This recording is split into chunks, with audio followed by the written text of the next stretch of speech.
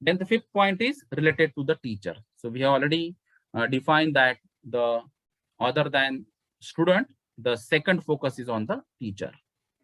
Now, with reference to this NAP 2020, the B.Ed education is compulsory for the school teacher, right? So if you are having the 4-year multidisciplinary bachelor degree or equivalent degree or the master degree, then you can go for the 1-year B.Ed course. If you are having the bachelor degree in other specialized subject, then you can go for the 2-year B.Ed education. And if the minimum qualification, that is degree qualification for teaching, that includes the students teaching at local schools, then you have to go for the 4-year integrated B.Ed.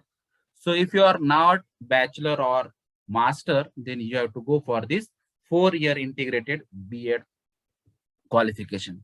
So all B.Ed programs will include the training in time-tested techniques in pedagogy, multi-level teaching, evaluation, teaching children with disabilities, teaching children with special interest or talents, use of educational technology, learner-centered and collaborative learning. Because whatever the skills, whatever the parameters, whatever the fundamental principles we have discussed in these policies in 1 to 4 points, that should be adopted by the teacher.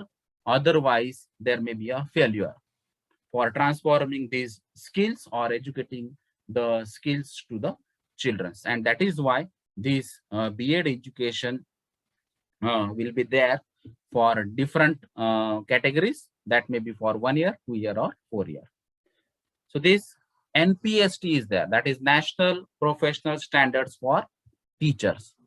So at national level, there is a professional standard for the teachers for implementing these NEP fundamental principles on the students as well as to convince the parents also. So it is going to develop by 2022. Then the professional standard will be reviewed and revised in 2030. And thereafter, every 10 years on the basis of rigorous analysis of the efficacy of the systems.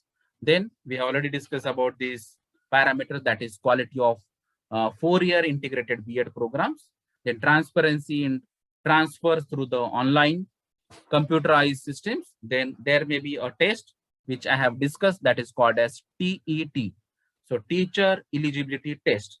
So whether that teacher is eligible for the implementation of these NAP policy principles to into the school education or not. So for that purpose, all these parameters, skills are involved in this TET test.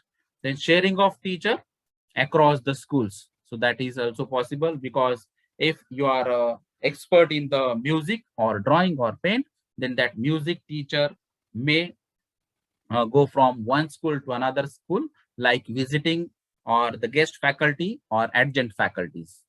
So likewise, because some teachers may be expertise in a particular area, and very less students are there who wants to go for that particular subjects. So for that particular subjects, so teachers may be like this, that is the sharing of teachers may be possible. Then schools complexes will hire local eminent persons, experts, and normally these K. Kasturi Rangan committee suggested that the local expert person, the retired persons from the army who are passionate towards the education, they have to be first preferred. Then a technology-based comprehensive teacher requirement planning, teacher education will gradually be removed by 2030 into multidisciplinary colleges. So this is another target. So all these education should be going to convert into multidisciplinary colleges by 2030. Then multidisciplinary higher education institution offering the 4-year class integrated B.Ed program to also provide the blended and or ODL platform. So nowadays, whatever the engineering colleges or professional colleges we call, they will have the B.Ed programs also on their intake capacity. Because if the B.Ed is mandatory for all the teachers, then they can have these programs to have the facility for the local teachers. So these are the NAP aims to support the nurture teachers through all the phases of their tenure. So they have to go for the preparation of different tasks. Then they have to prepare the different plannings like teaching plan, practical plan, etc. Then they can go for the recruitment or deployment and transfer, because these teachers can be transferred to other schools or maybe like a visiting teacher, etc. Then in the classroom, they have to teach all the activities. They have to teach mathematics, science, critical thinking, how to develop a logical thinking or logical reasoning, etc. Then they also have to go for the professional developments, even for the self professional developments. And that is why these CPD, that is continuous professional development activities, also incorporated in this NAP 2020. So that is at least 50 hours should be done by the teacher. That is the criteria. So in the initial stage, that may be a 30 or 35 hours of CPD programs may be planned by the various boards or universities. So these are the different aspects to nurture the teachers. Then the CPD, what I have just discussed. So that CPD, that is continuous professional development and improving the standards. So different parameters like teacher education to include the aspects of supporting gifted children, then training teachers to be effective online educators, because nowadays also you can understand, last year also I have never used the YouTube platform, Zoom platform, etc. But from March 2020, we have to also learn these different platforms, which are online platform, and now we are used to. So likewise, in this policy also, we have to train the teachers for the effective online educators, because we already discussed that some of the students are there who are Divyang, physically handicapped, or living at isolated places, and who wants to learn different things from the school education itself, but the feasibility is not there. So if they are not reached to the college, then the teachers or the schools are going to have the facility like online teaching. So sometimes the government schools and government organizations also gives us the platform like DTH channels. So if the students are having the TV at their home, then they can go through the DTH channels. If the students are having the smartphones, then they can go through the different online live platform or the different video platform also. Then workshops and trainings, programs for development of school leaders and principals, because now everyone is going to learn different skills, different aspects, different activities, different goals of this NAP 2020. So from now, everybody is going to learn. So everybody is a learner from principal to peon. So 21st century teaching, learning and assessment will be at the heart of all teachers training programs. Then Anganwadi workers, teachers train in early literacy, numeracy, and other relevant aspects of ECC, because the NAP 2020 target is at least 50% students and then 100% by 2025 and 30 stage wise.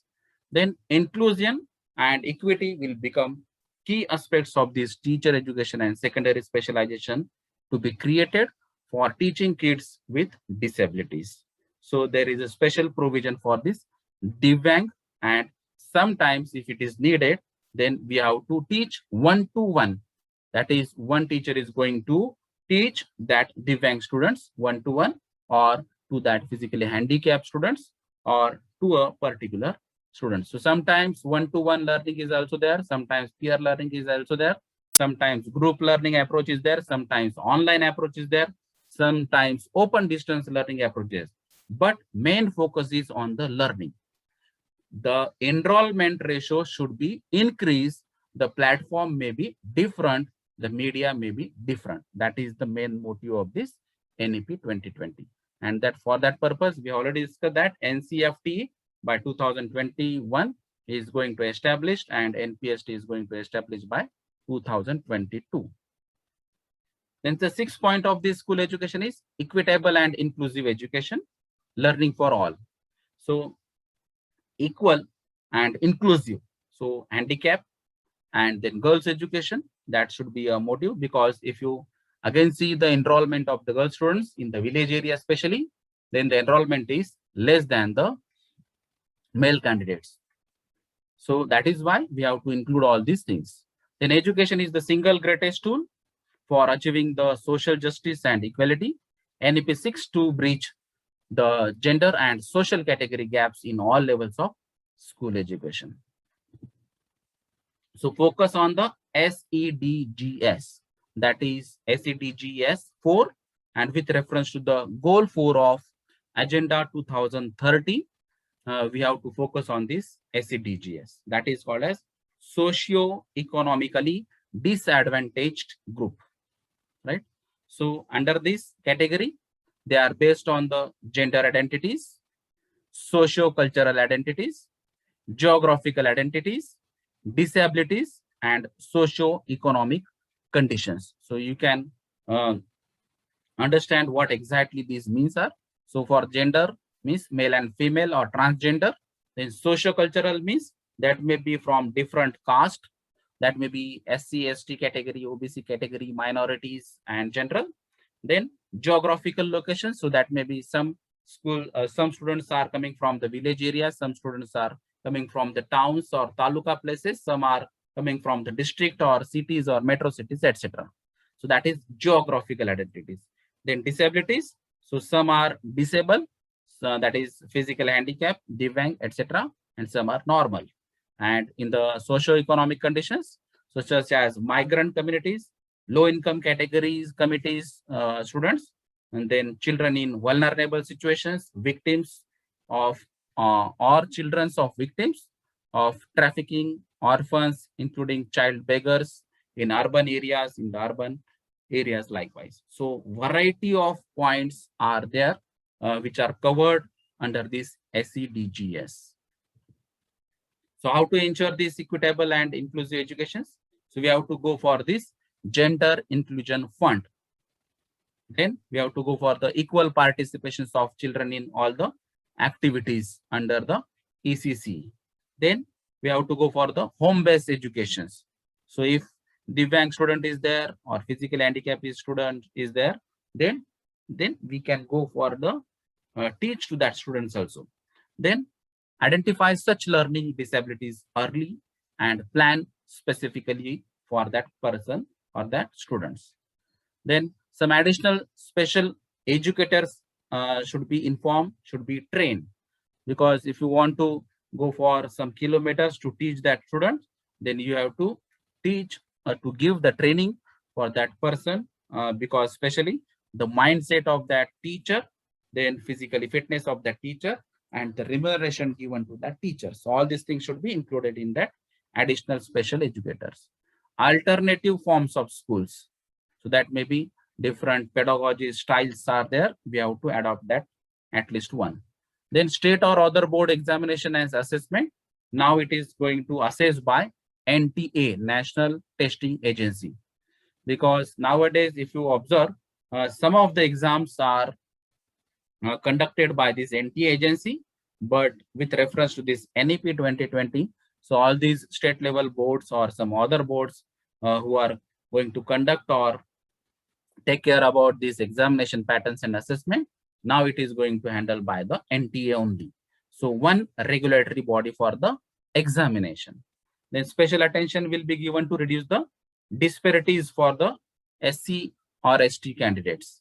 Then openings, NCC wings, students will be sensitized through the new schools culture, etc. Then human values, empathy, tolerance, human rights, gender equality, non-violent citizenship, inclusion and equality or equity will be part of this curriculum. So all these fundamental principles of this SDGs should be incorporated into the curriculum itself, so that the students, teachers, and all other persons can think about that.